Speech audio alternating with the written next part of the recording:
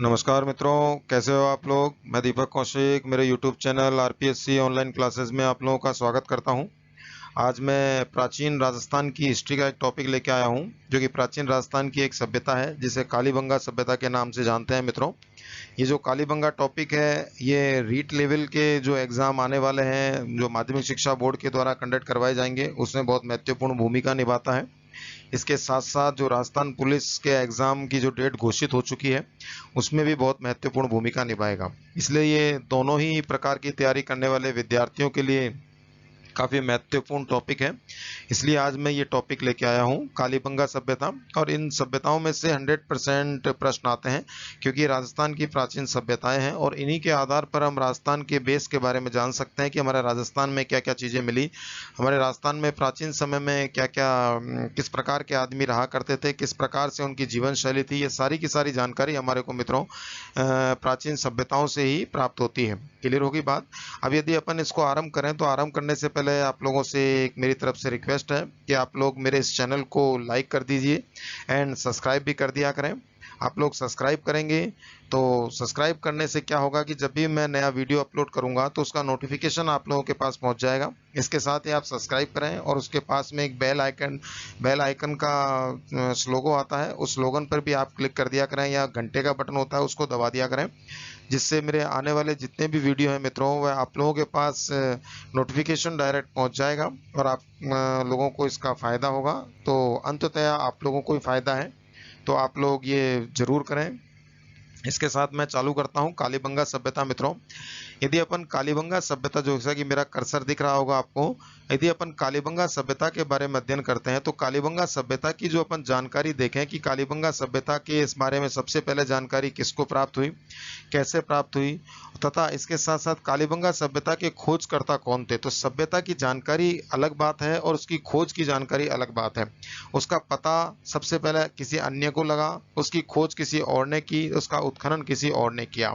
यदि अपन कालीबंगा सभ्यता के बारे में देखते हैं तो यहाँ पर मैं एक छोटा सा राजस्थान का एक नक्शा सा बनाने का प्रयास करता हूँ। यहाँ पे मैंने खाली जगह छोड़ी है, ये पतंग की आकृति का मैं थोड़ा सा बना देता हूँ, क्योंकि राजस्थान जो है लगभग पतंग के आकृति का ही है, तो इसलिए मैं एक पतंग की आकृति का नक्शा बना देता हूँ। अब इसमें यदि अपन देखते हैं तो प्राचीन समय की बात है, काफ़ी समय, प्राचीन तो नहीं कह सकते, मध्यकालीन भारत देश कह सकते हैं अपन। तो काफ़ी समय पहले सन 1887 के आसपास, यहाँ पे 1887 लिखा हुआ है मित्रों, सन 1887 के आसपास एक इटली से यात्री आते हैं मित्रों। कौन आते हैं? इटली से एक यात्री आते हैं। और इटली से जो यात्री आते हैं वे यात्री घूमते हुए आते हैं, जिनका नाम होता है मित्रों टेस्सी तोरी। इनका नाम बोर्ड पे दिया हुआ है आप लोगों के, टेस्सी तोरी। तो ये टेस्सी तोरी आते हैं, इटली के यात्री हैं जो घूमने के लिए आते हैं। इनको कह सकते हैं खोजकर्ता बोल दो, यात्री बोल दो, इतिहासकर्ता बोल दो, कुछ भी कह दो, क्योंकि इन्होंने इतिहास भी लिखा, कुछ जानकारियां दी। तो ये खोजकर्ता के रूप में माने जाते हैं, या वैसे कहा जाता है कि टेस्सी तोरी एक यात्री के रूप में भारत के अंदर आते हैं। तो 1887 में आते हैं तथा 1899 तक ये भारत में रहते हैं। 1899 में इनकी मृत्यु हो जाती है मित्रों, 1899 में मृत्यु हो जाती है। और वर्तमान में जो इनकी कब्र है वह बीकानेर के राजकीय संग्रहालय के पास स्थित है। आप लोग चाहें तो बीकानेर के राजकीय संग्रहालय के वहाँ पे जाकर टेस्सी तोरी की कब्र देख सकते हैं।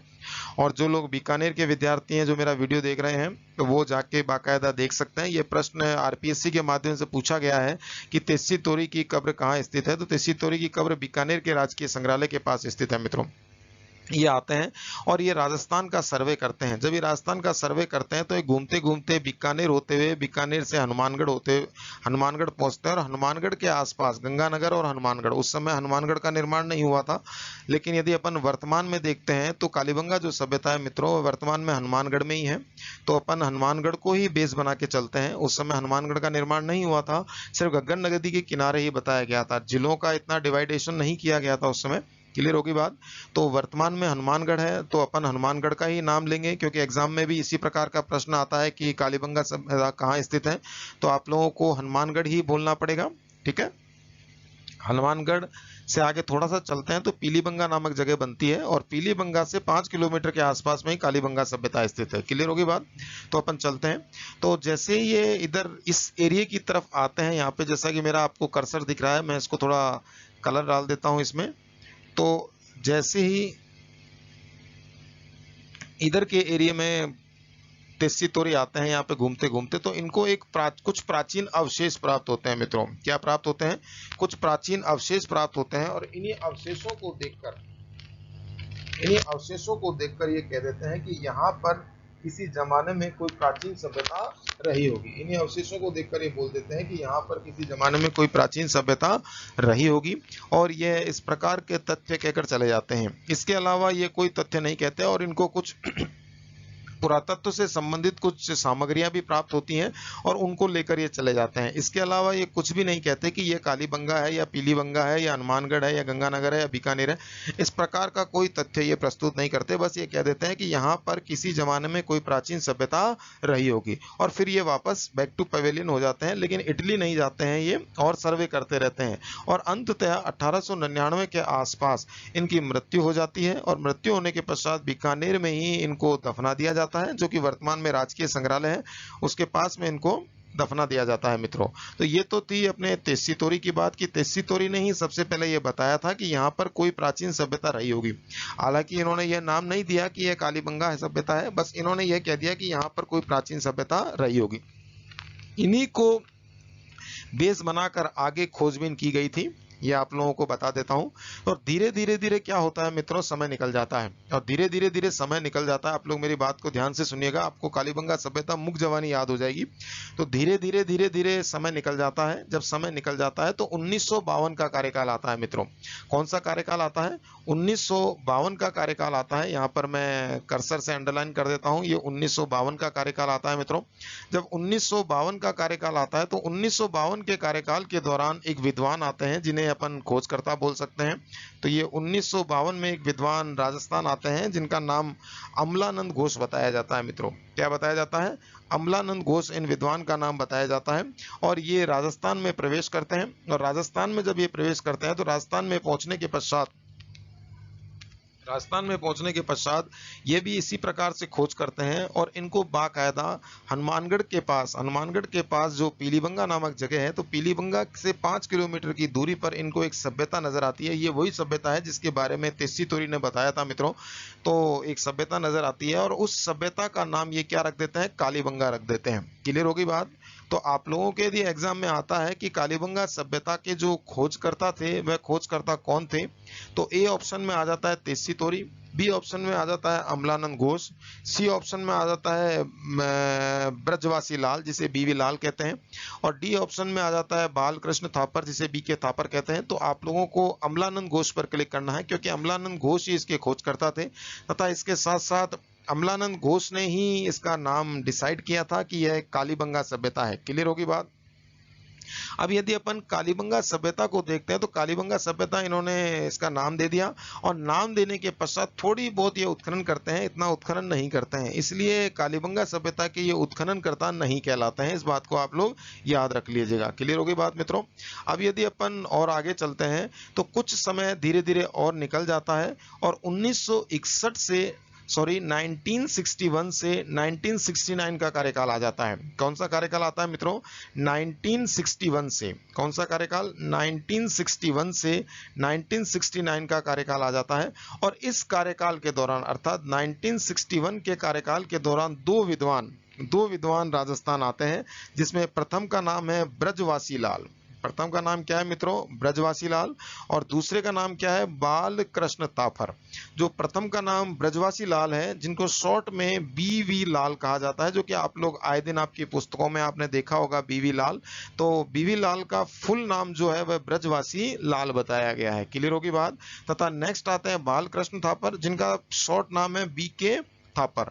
जो बीके थापर है, इनका फुल नाम जो बताया गया है बालकृष्ण थापर बताया गया है मित्रों। क्लियर होगी बात? अब ये दोनों के दोनों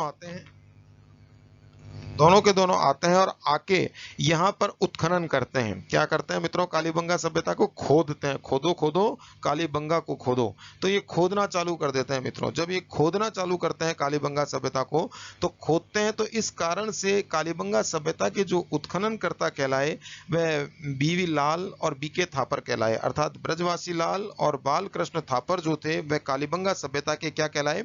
उत्खनन करता कहलाए। क्लियर होगी बात? ये जो सभ्यता है मित्रों, ये वर्तमान में कहाँ पर स्थित है? हनुमानगढ़ में। हनुमानगढ़ सूरतगढ़ बोल देते हैं। तो हनुमानगढ़ में घग्गर नदी के किनारे स्थित है। कौन सी नदी के किनारे स्थित है मित्रों? ये घग्गर नदी के किनारे स्थित यह सभ्यता बताई जाती है। क्लियर हो गई बात? क्लियर हो गई बात मित्रों? इस प्रकार से ये बीके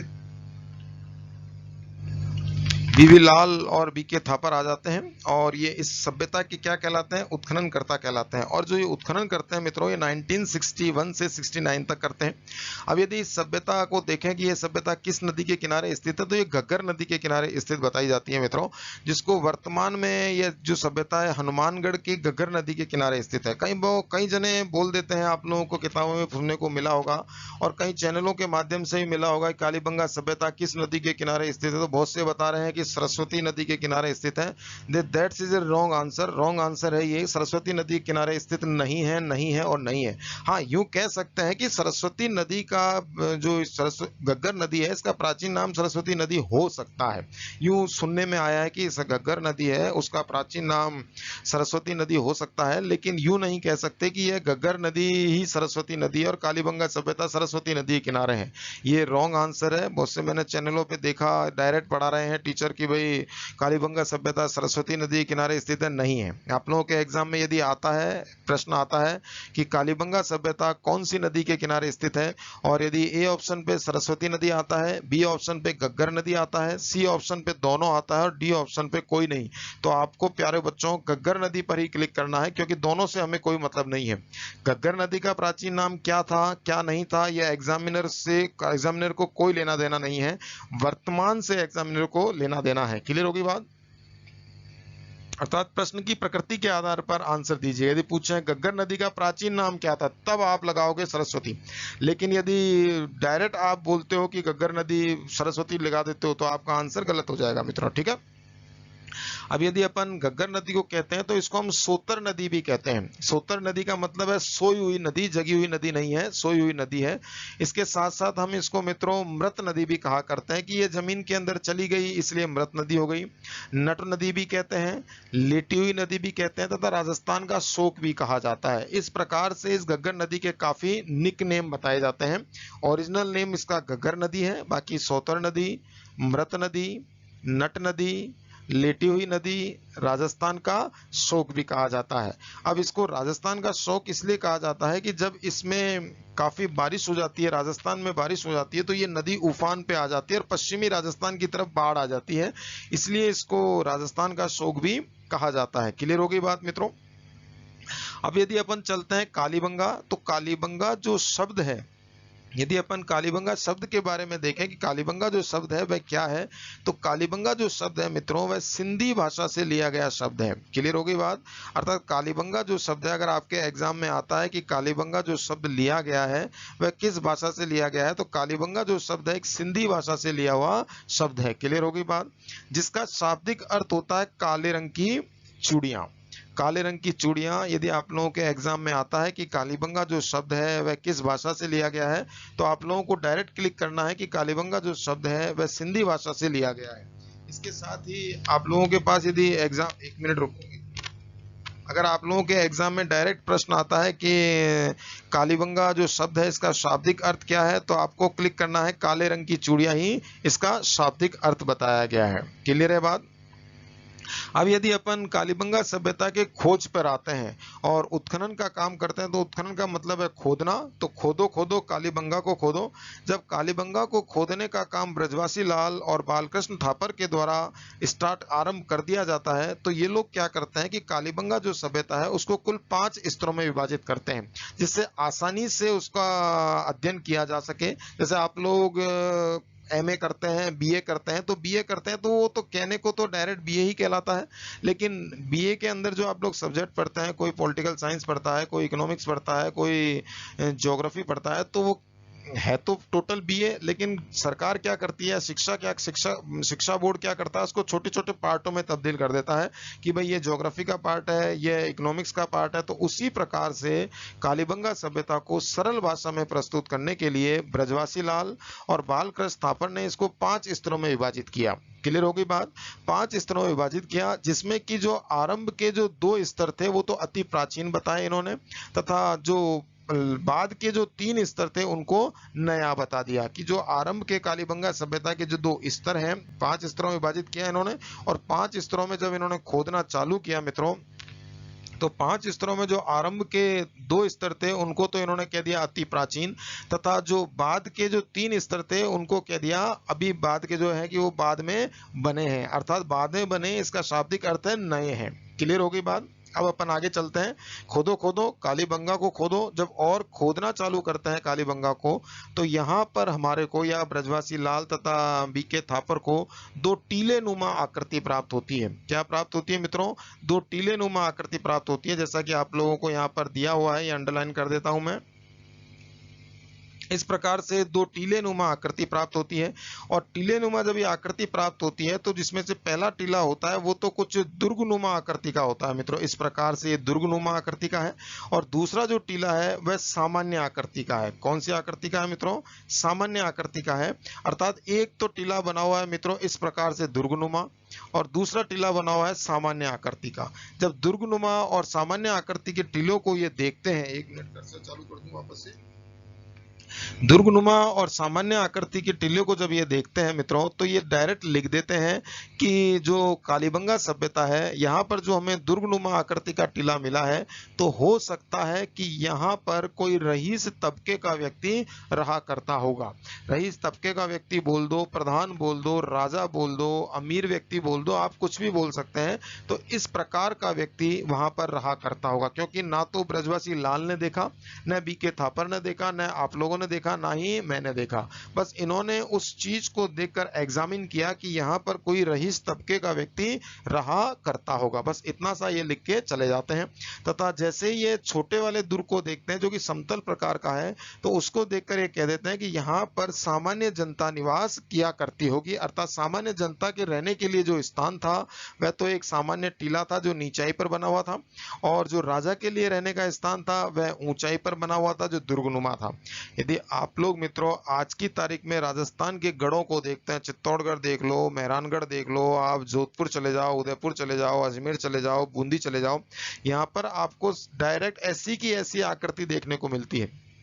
ऊंचाई पर आपको दुर्गनुमा आकृति मिलेगी और नीचाई पर सामान्य आकृतियां बनी होगी, सामान्य मकान से बने होंगे धरातल पर। तो ऊंचाई पर बने हुए मकान को देखकर आप कह सकते हो कि यहाँ पर राजा रहता होगा, और नीचे बने हुए देखकर आप कह सकते हो कि सामान्य जनता या सामान्य जनता रहा करती होगी। तो वो का वही ब्रजवासी लाल और बीके थापर लिख देते हैं कि यहाँ पर हमारे को 2 टीले प्राप्त हुए, जिसमें से एक तो दुर्गनुमा आकृति का था और दूसरा सामान्य आकृति का था। जो दुर्गनुमा आकृति का था यहाँ पर कोई रईस व्यक्ति या कोई राजा रहा करता होगा, तथा जो सामान्य आकृति का था यहाँ पर सामान्य व्यक्ति रहा करते होंगे। क्लियर हो गई बात।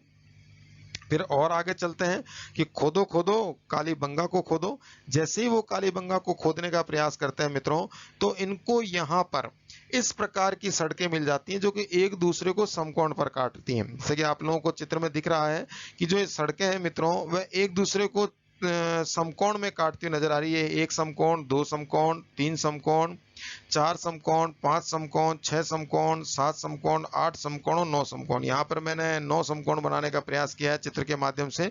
तो कुल मिला के ऐसे 9 समकोण बना दिए हैं मैंने। तो अर्थात यह है कि ये सड़कें हैं ये एक दूसरे को समकोणों में काटती नजर आती है, एक दूसरे को काटती नजर आती है, जिसको हम समकोण कह देते हैं।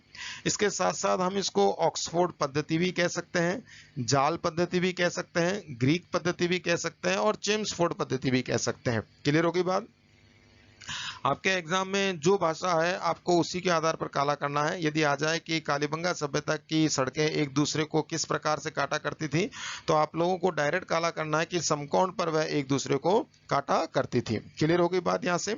अब यदि अपन और चलें कि खोदो खोदो कालीबंगा को खोदो, तो कालीबंगा को जब वह खोदने का प्रयास करते हैं, तो जैसा आपने देखा कि ये समकोण है, तो अब ये सड़कें एक दूसरे को काट रही है, तो इन सड़कों के किनारे मकान भी तो बने होंगे। ये भी तो अपना दिमाग की बात है कि यहाँ पे जब समकोण को काट रही है तो यहाँ मकान बने होंगे।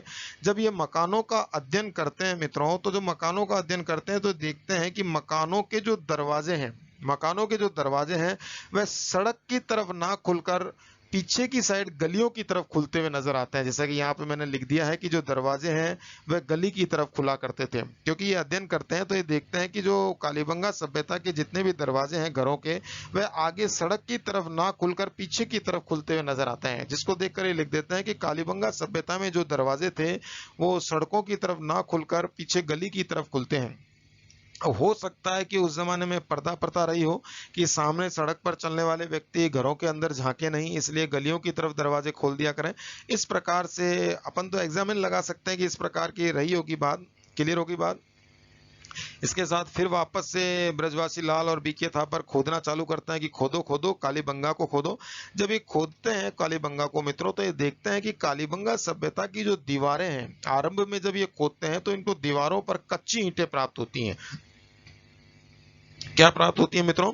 दीवारों की जब ये खुदाई करते हैं तो आरंभ में इनको दीवारों पे जो ईंटें प्राप्त होती हैं वह कच्ची ईंटें प्राप्त होती हैं। इस बात को याद रखिएगा कि आरंभ में जो ईंटें मिली हैं वह कच्ची ईंटें प्राप्त हुई हैं। कई बार एग्जाम में पूछ लिया गया है और कई बार पूछ लिया जाता है कि आरंभ में जो कालीबंगा सभ्यता से ईंटें प्राप्त हुई वह कैसी थी। तो आप लोगों को डायरेक्ट बता देना है कि आरंभ में जो कालीबंगा सभ्यता से ईंटें प्राप्त हुई हैं वह कच्ची ईंटें प्राप्त हुई हैं। क्लियर होगी बात। और इन्हीं कच्ची ईंटों के कारण ही, इन्हीं कर्सर को चालू करता हूं वापस से मित्रों,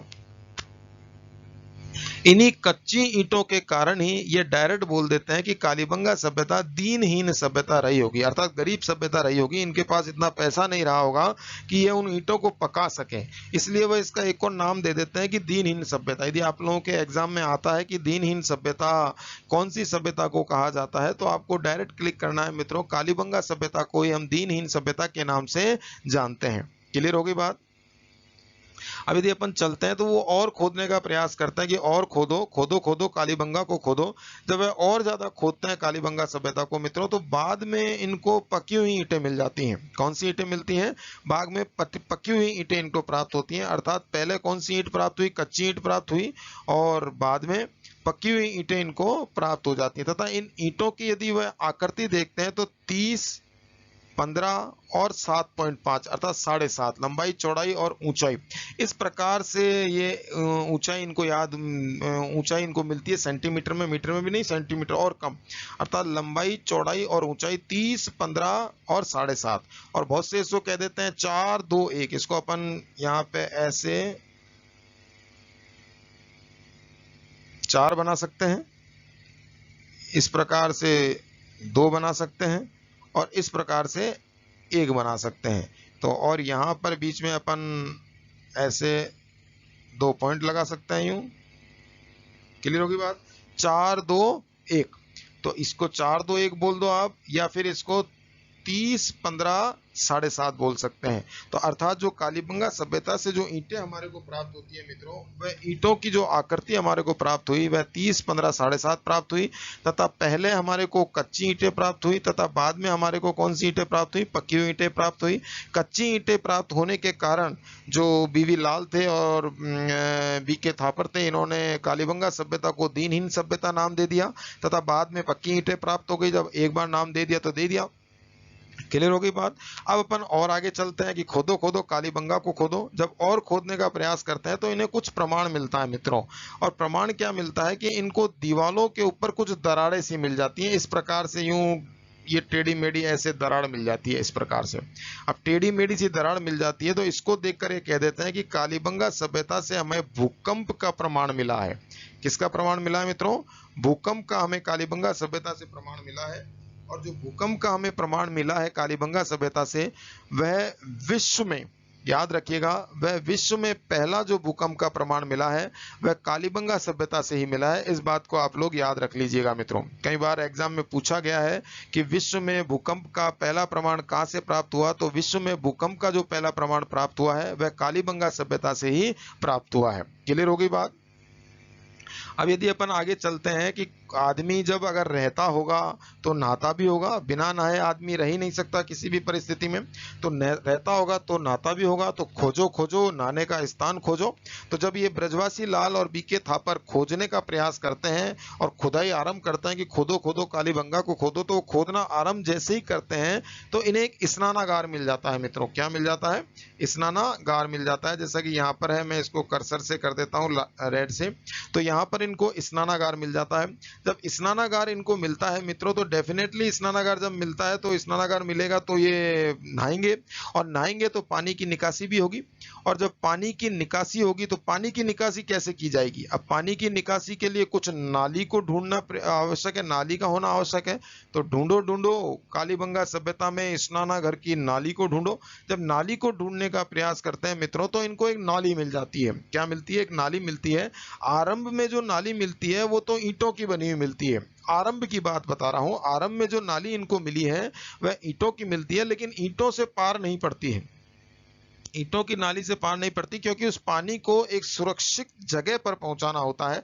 तो वहां पर इनको नालियां मिलती हैं बांस की बनी हुई, अर्थात बांस को, पोला बांस होता है, उसको बीच में से कुरत कुरत के उसको आर पार छेद कर दिया गया है, और मोटे मोटे बांस दिए हुए बड़े बड़े से लकड़ी की नालियां मिली हैं। तो ये डायरेक्ट लिख देते हैं कि विश्व में लकड़ी की नाली का जो पहला प्रमाण प्राप्त हुआ है हमारे को, वह कालीबंगा सभ्यता से ही प्राप्त हुआ है। इस बात को आप लोग याद रखिएगा कि विश्व में लकड़ी की नाली का जो पहला प्रमाण प्राप्त हुआ वह कालीबंगा सभ्यता से प्राप्त हुआ। अगर आप लोग सोचें साहब लकड़ी की नहीं थी, वो तो बांस की थी, तो प्यारे बच्चों, बांस भी लकड़ी ही होता है, कोई अलग से नहीं होता है, वह भी लकड़ी से ही बनता है, बस उसको हम बांस कह देते हैं, लेकिन है होता तो वह वुड ही है। अंग्रेजी में तो लकड़ी को वुड ही कहा जाता है। क्लियर हो गई बात? तो इस प्रकार से लकड़ी से बनी जो नाली का पहला प्रमाण हमारे को मिला, वह कहाँ पर मिला है? हमारे को कालीबंगा सभ्यता से मिला है।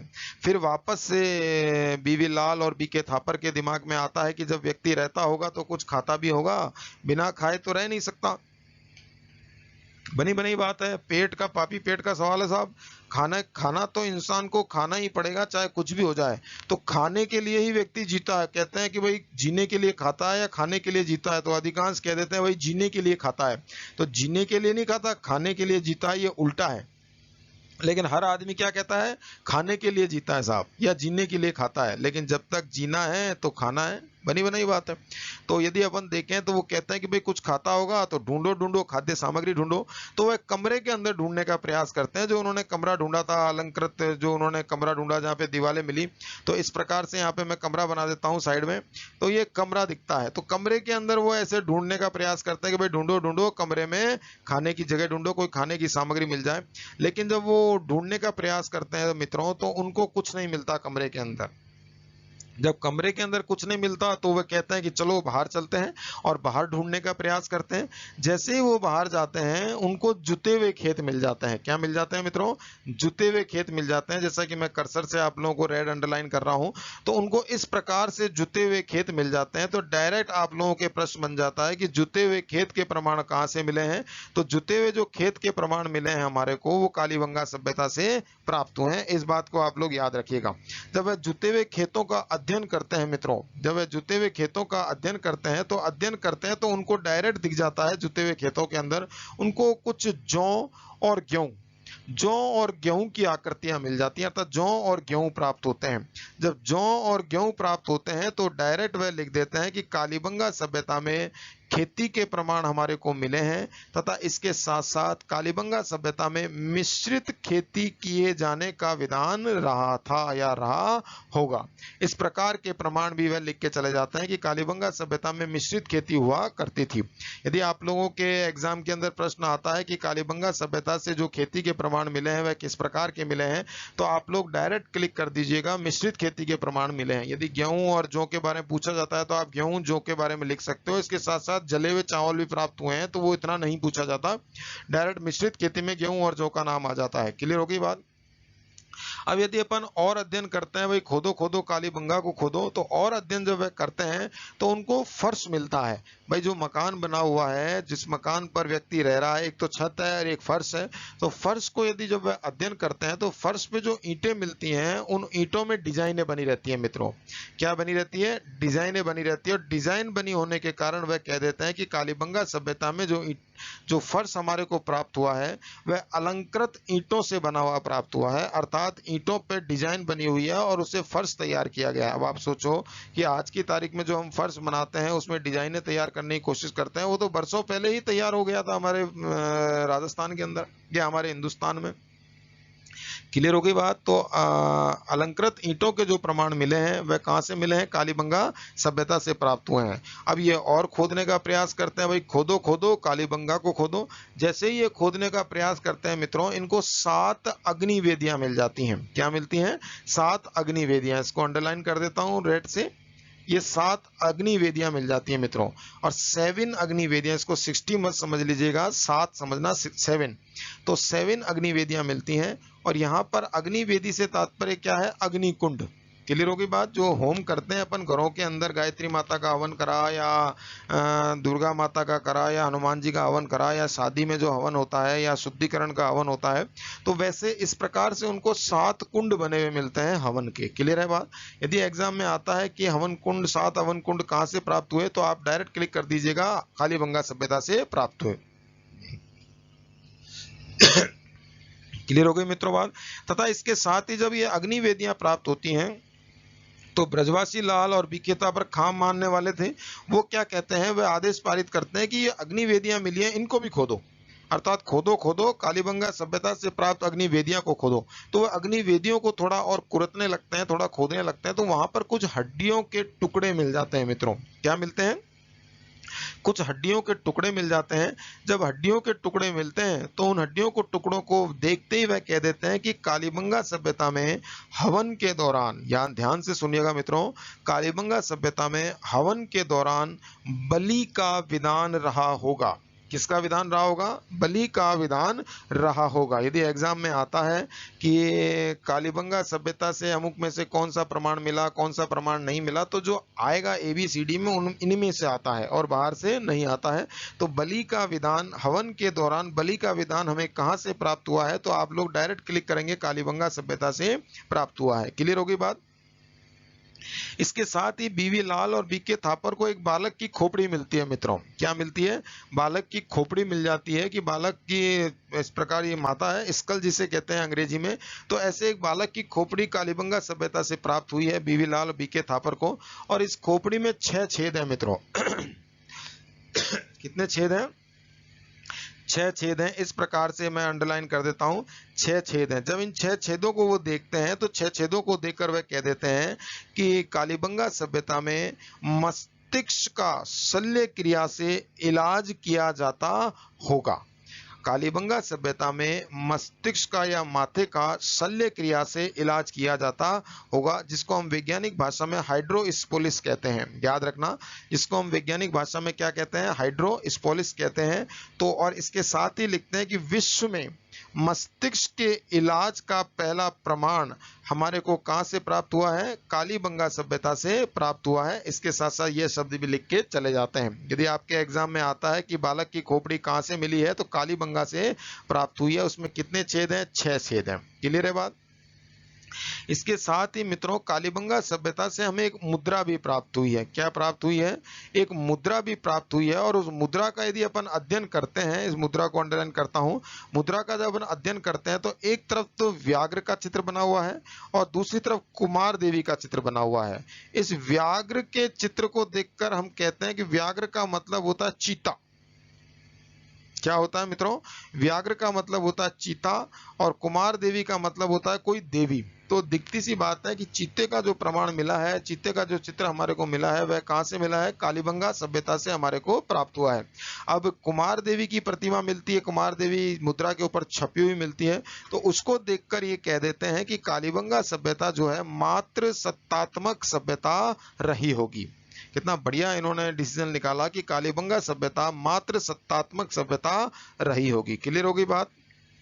अब यदि अपन और आगे चलते हैं तो बीवी लाल और बीके थापर दिमाग लगाते हैं तो व्यक्ति रहता होगा तो खाता होगा और खाता होगा तो काटता होगा। बिना काटे तो खा ही नहीं सकता। आप सब्जी को काटोगे पकाओगे जब भी तो खाओगे। बिना पकाए बिना काटे आप सब्जी खा जाओ। कद्दू लेके आ जाता हूँ आपके घर पे बड़ा सारा, उस कद्दू को आप खा जाओगे बिना काटे? नहीं खा सकते किसी भी हालत में। तो काटोगे जब भी तो खाओगे। तो काटने का प्रमाण ढूंढो कि ढूंढो ढूंढो कोई हथियार ढूंढो जिससे कालीबंगा सभ्यता के लोग कुछ काटा करते थे। तो जैसे ही वह ढूंढते हैं तो इनको उस्तरा मिल जाता है। क्या मिलता है? उस्तरा। वो भी सूती कपड़े में लिपटा हुआ उस्तरा। ये आप लोगों के एग्जाम में आता है कि सूती कपड़े में लिपटा हुआ उस्तरे का प्रमाण कहाँ से मिला? तो कालीबंगा सभ्यता से सूती कपड़े में लिपटे हुए उस्तरे का प्रमाण मिला। इसके साथ साथ एक मिट्टी का पैमाना भी मिलता है। मिट्टी का पैमाने का मतलब है नाप तोल का सामान, ठीक है, जिसे हम तराजू कहते हैं, तराजू के संग संग बाट कहते हैं। तो मिट्टी के जो पैमाने का जो प्रमाण हमारे को मिला है वह कालीबंगा सभ्यता से हमारे को प्राप्त हुआ है। क्लियर होगी बात?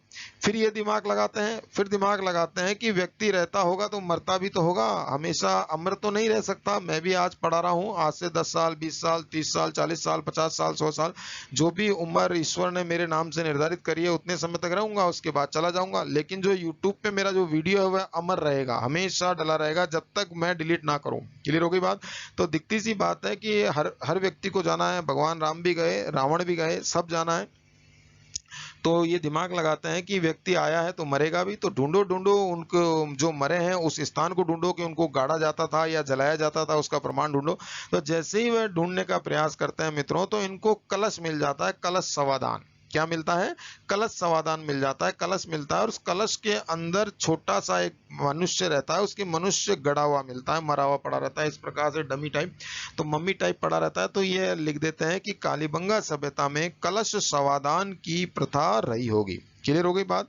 अब आप लोग खुद दिमाग लगाओ कि कलश है भाई, वो हांडा नहीं है, कलश है। तो कलश में तो एक बच्चा ही गाड़ा जा सकता है, पूरा आदमी नहीं गाड़ा जा सकता। और उस जमाने में तो मनुष्य की लंबाई बहुत हुआ करती होगी, 12-12 15-15 20-20 फुट की लंबाई रहती होगी। अब होने लगी है 4-4 फुट की लंबाई। तो उस जमाने में तो 15-15 20-20 फुट के आदमी रहा करते होंगे, दिखती सी बात है।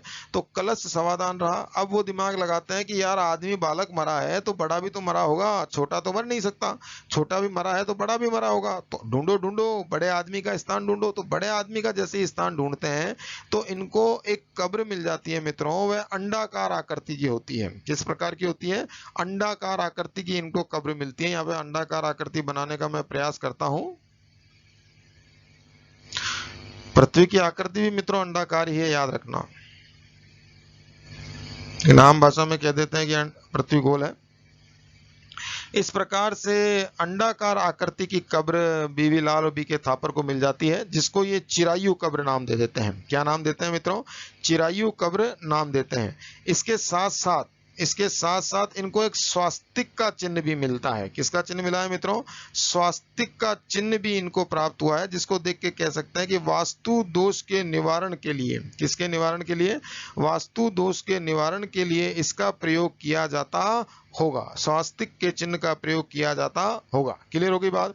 अब फिर दिमाग लगाते हैं कि आदमी रहता होगा तो खाता भी होगा, खाता होगा तो पकाता भी होगा, पकाता होगा तो चूल्हा भी होगा। तो चूल्हे को ढूंढो। तो चूल्हे को ढूंढने का प्रयास करते हैं तो इनको सामूहिक तंदूर मिल जाते हैं। तो विश्व में सबसे प्राचीन तंदूर का जो प्रमाण मिला है हमारे को कालीबंगा सभ्यता से ही प्राप्त हुआ है। तो सामूहिक तंदूर जो मिले हैं, उसका जो सामूहिक तंदूर का जो प्रमाण मिला है हमारे को मित्रों, वह कालीबंगा सभ्यता से ही प्राप्त हुआ है। यदि आप लोगों के एग्जाम में आता है तो आप लोगों को सामूहिक तंदूर के प्रमाण को कालीबंगा सभ्यता पर ही काला करना होगा। क्लियर होगी बात? इसके साथ साथ कांसे का दर्पण मिला है, हाथी दांत का कंगा मिला है और तांबे की पिने मिली हैं। आदि अन्य सामग्रियां कालीबंगा सभ्यता से प्राप्त हुई हैं। क्लियर होगी बात? मेरे द्वारा जो आप लोगों को जानकारी दी गई मित्रों, वो आप लोगों को कैसी लगी? इसको आप लोग कमेंट बॉक्स में प्लीज जरूर बताइएगा। अच्छी लगी तो अच्छी बताइएगा, अगर बुरी लगी तो बुरी बताइएगा, और उसमें सुधार बताइएगा, मैं सुधार करने का प्रयास करूंगा। इसके साथ साथ मेरे इस चैनल को लाइक और सब्सक्राइब सब्सक्राइब भी कीजिएगा और शेयर भी कीजिएगा। लाइक करेंगे और सब्सक्राइब करेंगे मित्रों, तो सब्सक्राइब करने से आने वाले समय में जितने भी वीडियो इसमें अपलोड करूंगा तो उसका नोटिफिकेशन आप लोगों के पास पहुंच जाएगा। जैसे कि रीट आने वाली है, राजस्थान पुलिस की एग्जाम की डेट आ गई है, तो आप लोगों के पास फटाफट वीडियो अपलोड करूंगा, क्योंकि मैं कुछ समय के लिए मैंने वीडियो डालना भी बंद कर दिया था 10-15 दिन से। अब मैं वापस से लगातार मेरे जो वीडियो हैं हर रोज 2 या 3 वीडियो आप लोगों के सामने पेश कर दिए जाएंगे। तो इसलिए आप लोग इसको सब्सक्राइब करना ना भूलें, ताकि आप लोगों के पास डायरेक्ट मेरा नोटिफिकेशन पहुंच सके। काफी स्लो गति से पढ़ा रहा हूं, अपने को कोई जल्दी नहीं है, आप लोगों के दिमाग में प्रवेश करना चाहिए। क्लियर हो गई बात मित्रों? क्योंकि यहाँ पे मैं खुद के चैनल पे पढ़ा रहा हूँ, तो मुझे कोई जल्दी नहीं है कि मैं कैसे पढ़ा रहा हूँ, किस प्रकार से पढ़ा रहा हूँ। बहुत शांत प्रवृत्ति से पढ़ा रहा हूँ और आराम से पढ़ा रहा हूँ, जिससे आप लोगों के पास सारी बातें पहुँच सकें। किसी अन्य पे नहीं पढ़ा रहा हूँ, अन्य चैनल पे, जिससे कि मुझे बाकायदा जल्दी से जल्दी टाइम पीरियड फिक्स हो कि इतने जल्दी में गुरुजी कोर्स खत्म करना है, तो मामला खराब हो जाएगा। तो ऐसा मेरे पास कोई सिस्टम नहीं है। मैं खुद के चैनल पढ़ा रहा हूँ तो आराम से पढ़ा रहा हूँ। तो आप लोग मेरे इस चैनल को सब्सक्राइब करिएगा, जिससे कि जैसे ही मैं नया वीडियो डालता हूँ तो आप लोगों के पास नोटिफिकेशन पहुंच जाएगा। इसके साथ ही मैं विदा लेता हूँ दोस्तों, नमस्कार।